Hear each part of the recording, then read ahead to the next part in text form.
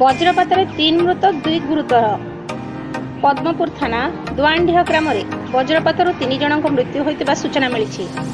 ବର୍ଷା ଯୋଗୁଁ ସେହି ଗ୍ରାମର 5 ଜଣ ବ୍ୟକ୍ତି ଗ୍ରାମ ମୁଣ୍ଡରେ ଥିବା ବରଗଛ ମୂଳେ ଆଶ୍ରୟ ନେଇଥିଲେ, କିନ୍ତୁ ହଠାତ୍ ବଜ୍ରପାତ ଯୋଗୁଁ ତାଙ୍କ ଭିତରୁ 3 ଜଣ ଧନୁର୍ଜୟ ନାୟକ, ସୁଖଦେବ ବଂଛୋର, ନିରଜ କୁମାରଙ୍କର ମୃତ୍ୟୁ ହୋଇଯାଇଥିବା ବେଳେ ଅନ୍ୟ 2 ଜଣଙ୍କୁ ଗୁରୁତର ଅବସ୍ଥାରେ ପଦ୍ମପୁର ପ୍ରଖଣ୍ଡ ଚିକିତ୍ସାଳୟକୁ ଅଣାଯାଇଛି ଏବଂ ବର୍ତ୍ତମାନ ପ୍ରାଥମିକ ଚିକିତ୍ସା ସହ କିଛି ସମୟ ଭିତରେ ସୁଧାର ନ ହେଲେ ବୁର୍ଲା ପଠାଯିବ ବୋଲି ସୂଚନା ମିଳିଛି। ପଦ୍ମପୁରରୁ ବିଦ୍ୟାଧର ସୁନାଙ୍କ ରିପୋର୍ଟ, ମାତୃଭୂମି ଲାଇଭ୍ ଟିଭି।